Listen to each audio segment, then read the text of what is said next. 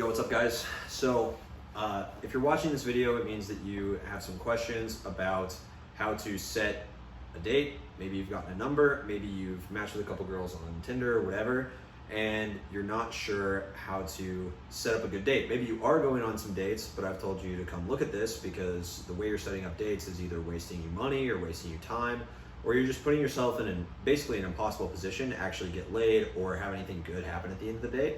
So that, it's really important that you learn how to do that, because if you don't, then first of all, girls want to get laid, so you're not going to end up on more dates.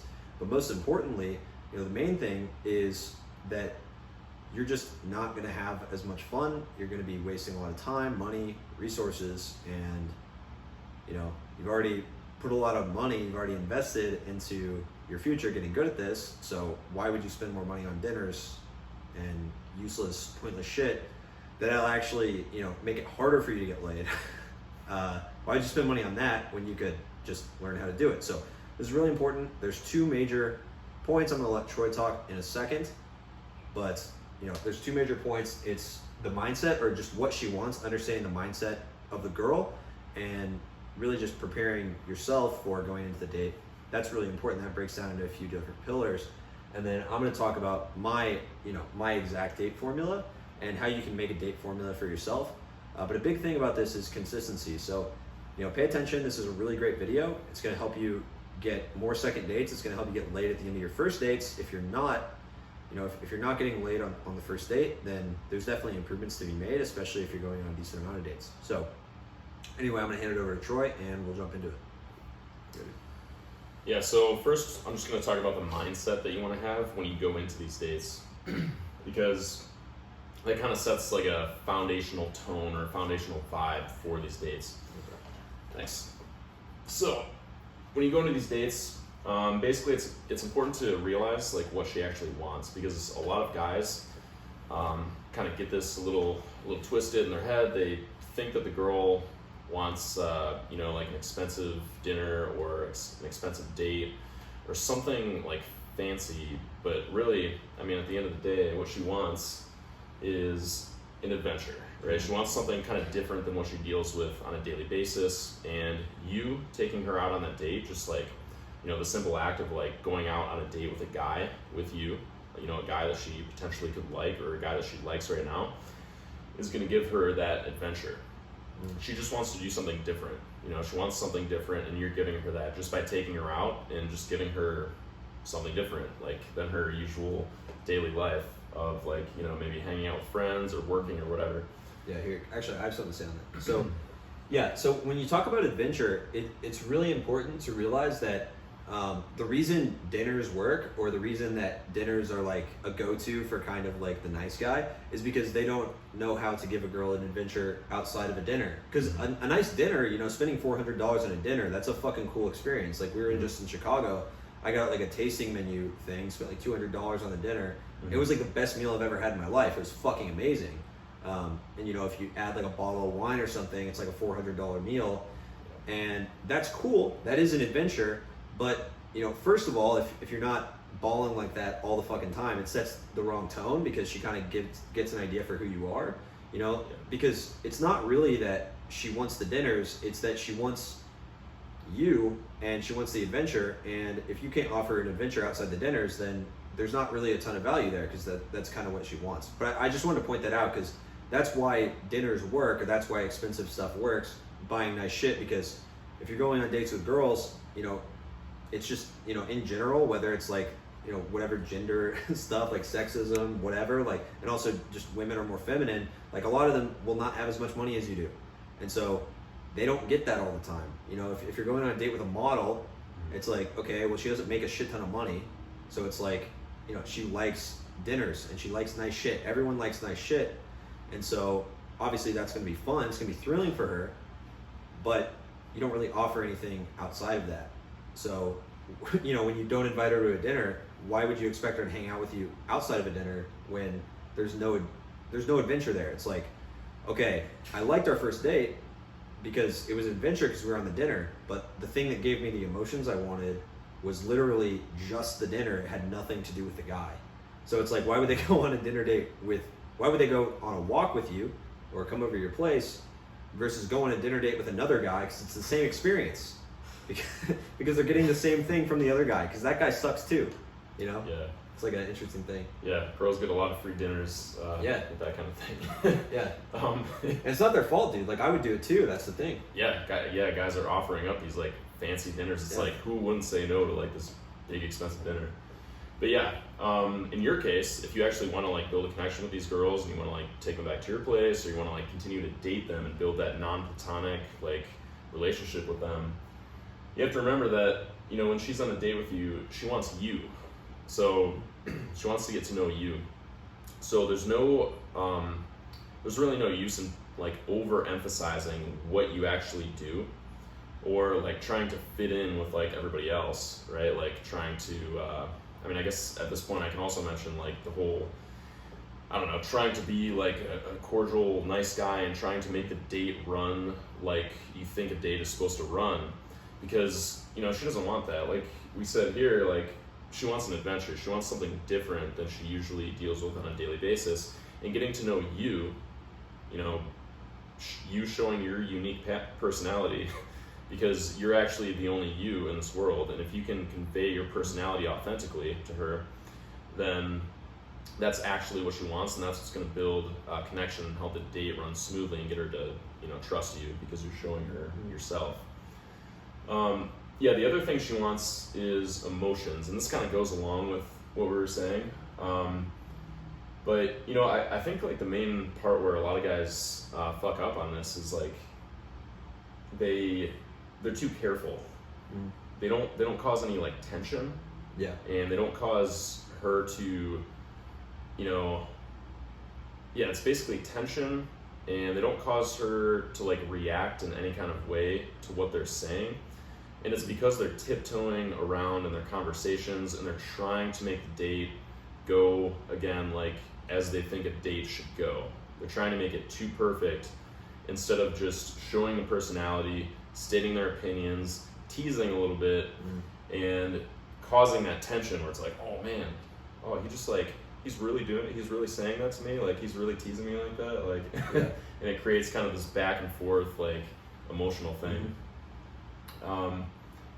In addition to that, we have safety. So, I mean, this is important because you're a man and she's a woman, and yeah, you know, she wants to feel like, I mean, for lack of a better term, like she's not gonna get like murdered or something if she goes back to your place with you. She has to be able to trust you. So in order to convey that, basically you have to, I mean, the way that I know to convey that leading. Is, yeah, really. just being really confident in leading, and also showing that you can take responsibility. Like, yeah, I guess leading and responsibility are kind of the same thing. Because if you're taking responsibility for like leading that date and just making sure that, okay, I have a place to go. It doesn't have to be the perfect place, but I have a place to go. So we're going to this place, and then, oh wow, things are going well. We're getting very flirtatious with each other. You know, an hour's passing, 2 hours are passing. We're really getting along with each other. It's this back and forth thing. There's emotions, and we're getting to know each other. Okay, now we're gonna go here. We're gonna go to this other place, or we're gonna go back to my place, or whatever, for this reason. And also, I actually have a lot to say on this when you're done, by the way. On all this? No, just it's this part. Okay. I have a ton to say on that. Yeah, I'm gonna let you say, because I think you wrote uncertainty. Okay. And what that means to me, I mean, she basically wants to feel like she doesn't know what's going to happen, right? Because if she goes on a date with a guy and he's like just focused on like, okay, I just went on a date with this girl, like we just met up, and now he already wants to sleep with me. I mean, that's part of it, but yeah. So, yeah, dude. I mean, so. There's two, and when I broke down my relationship with my girlfriend, it actually broke down into two reasons why she was really invested in the relationship. These two things, like these two, safety and uncertainty, are very, very important, okay? So safety is logic, okay? It's logical. And uncertainty, that's the emotion, right? And so I know I wrote them both under emotions because, you know, safety is an emotion, but it's the more logical kind of, like, it's more grounded in reality. And then the uncertainty is, you know, the wanting the thrill of the relationship. So, dude, think about dates, or just in general your interactions with women, like a roller coaster, right? So roller coasters are really fun. They're really thrilling, but they're also really safe. They're incredibly safe. If you were not locked into that roller coaster, you would fucking hate that shit. Are you kidding me? If you have to sit down and go in loops upside down and like you have to hang on for your life, fuck that. That would be terrifying. But you're locked in, you're safe, you know you're safe, and so you can just enjoy the ride. Same thing with horror movies. You know you're safe, you know you're not gonna die, and they're fun. It's fun to be scared if you're not in danger. You know, another one is, what was I gonna say? I'll cut that, it's fine. But the main thing is, like, she wants to know that, first of all, you're not gonna judge her, that, you know, she sleeps with you, you're not gonna judge her, nothing bad is gonna happen, and you're just there to have fun. That makes her feel really safe. But also, she doesn't want to know that she can sleep with you. She doesn't want to know that she won already. Because there's a reason we hate spoilers. Like, there's a reason that when someone spoiled Game of Thrones back when that was really popular, it's like, yo, fuck you. Like, fuck off. I really wanted to know. Because, dude, when you're watching a movie and you know what happens at the end, it's like all the tension is over.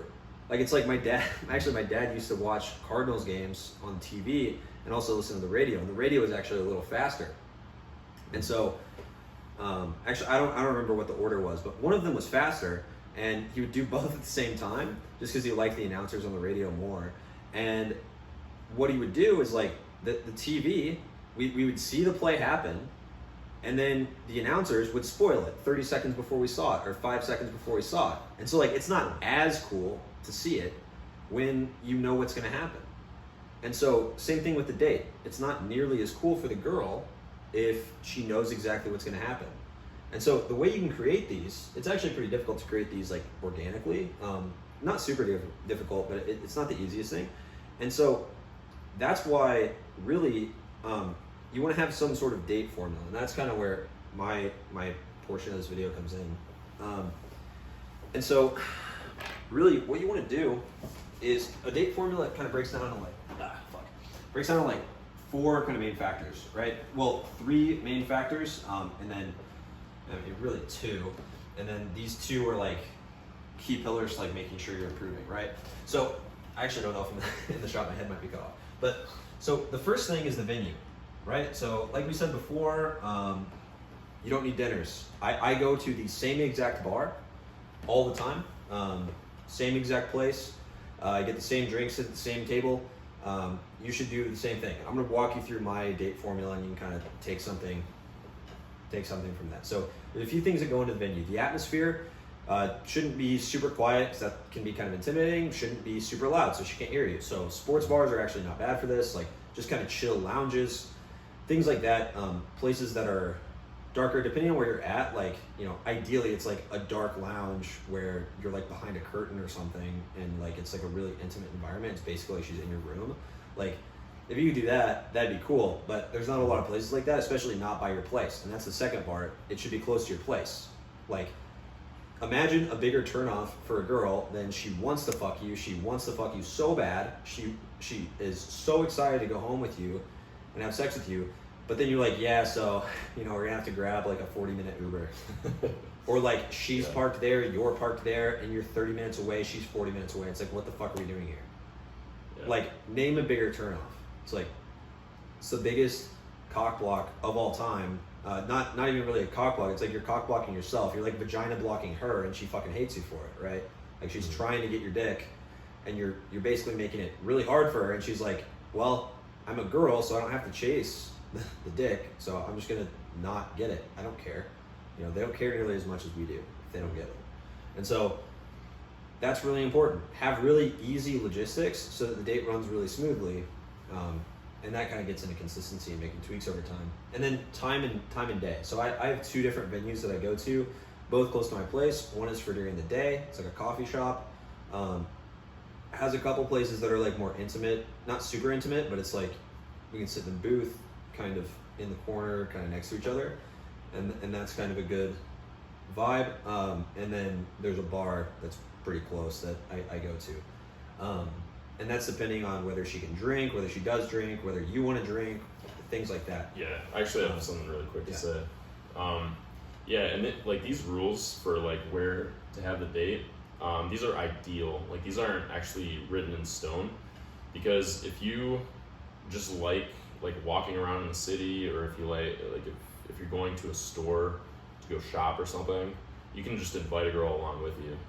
There's nothing wrong with that, because then you can just hang out together, spend time with each other, and the more time that you spend with a girl, and the more that you apply some of the stuff we talked about earlier, the more chance that you're gonna go back to your place. Ideally, if you do that, like same thing, just make sure that if you do want to hang out someplace more intimate afterwards, make sure it's just close to your place.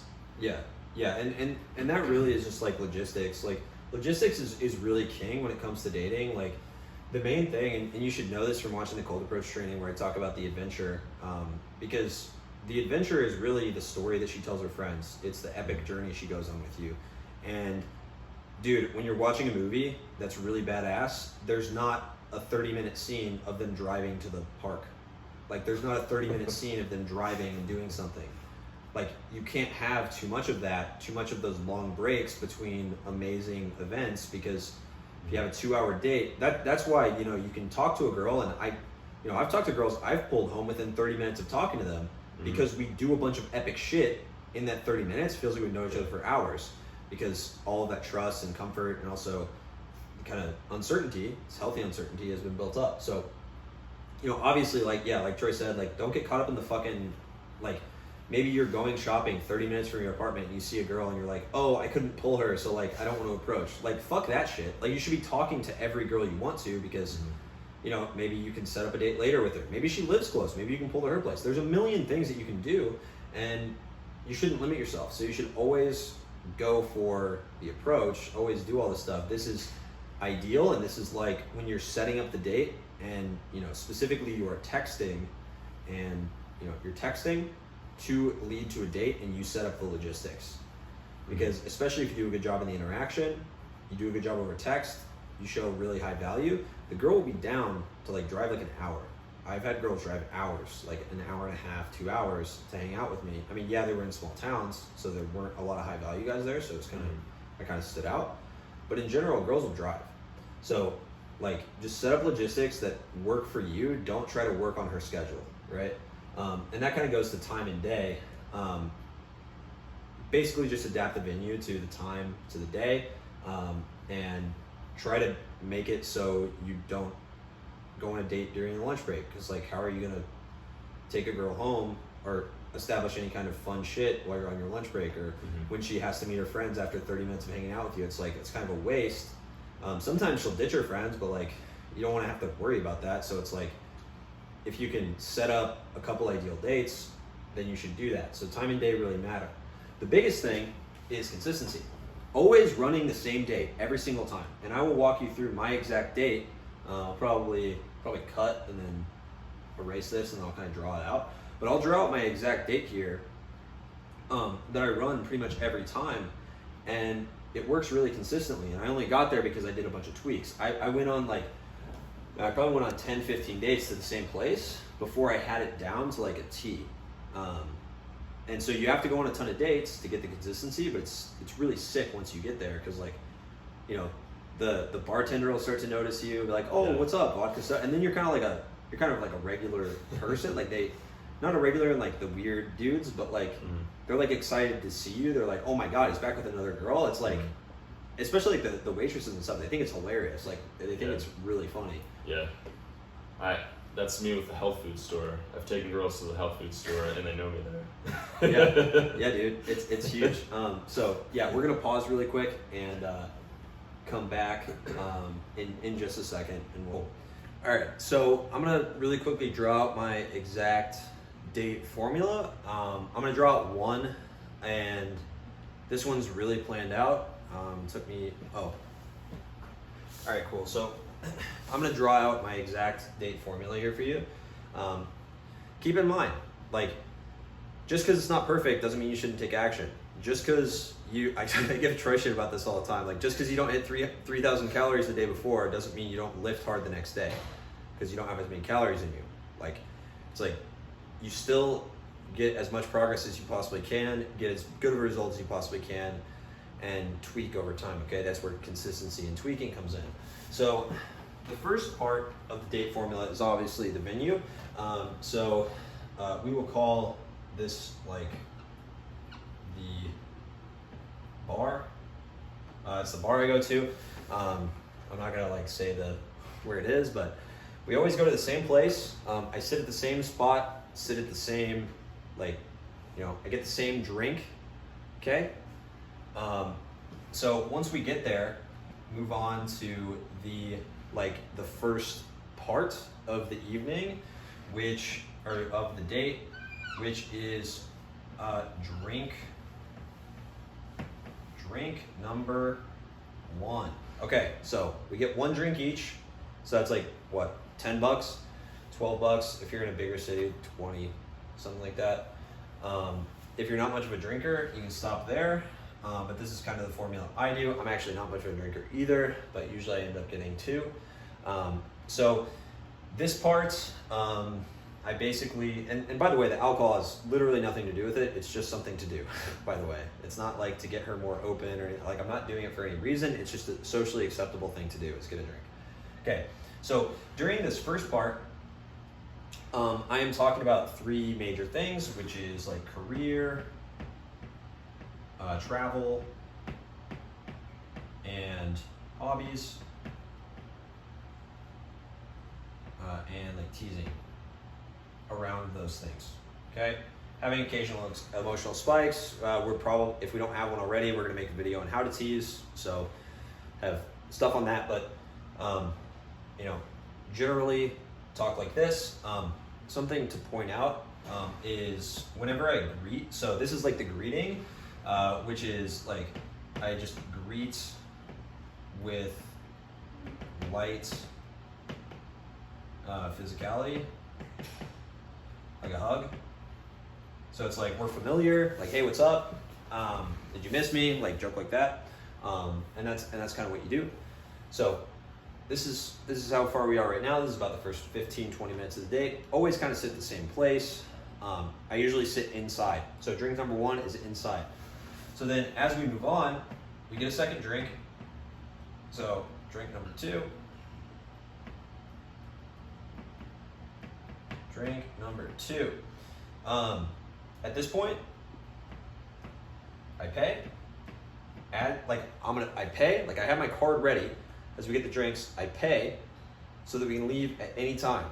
Okay? If you get the pay here, pay as you buy the drinks. If you go to a bar, that you can do that.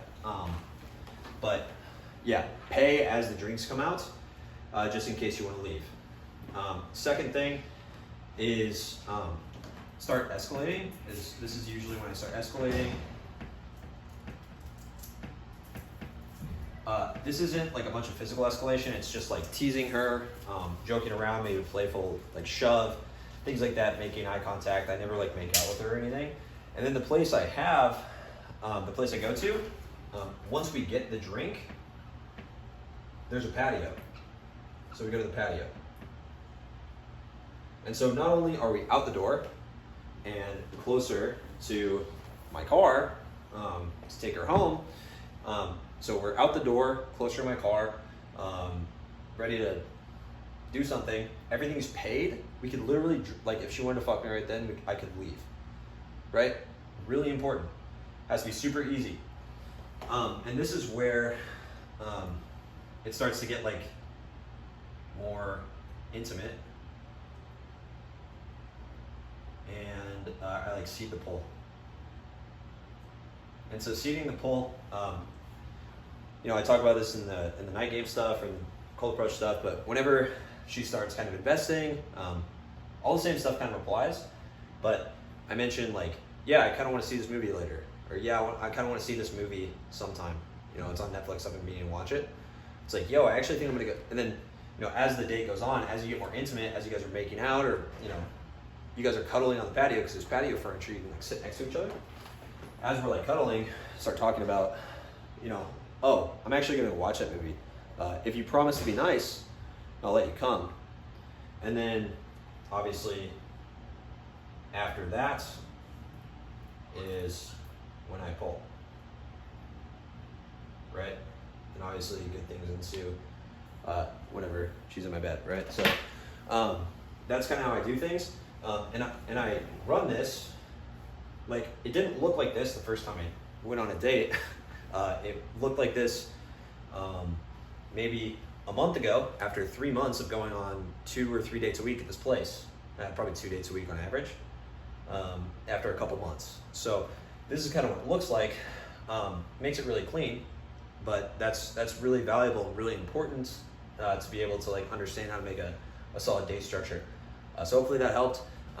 And yeah, if you have any questions, obviously bring any questions on this stuff to the calls. I'm like falling down. Bring questions on this stuff to the calls, and we'll help answer those for you. And yeah, this is really just like how you do it. The biggest thing is just like take action, right? So hopefully this helped. Hopefully this will help you pull easier from dates, have more fun dates, get more second dates. See you guys next time.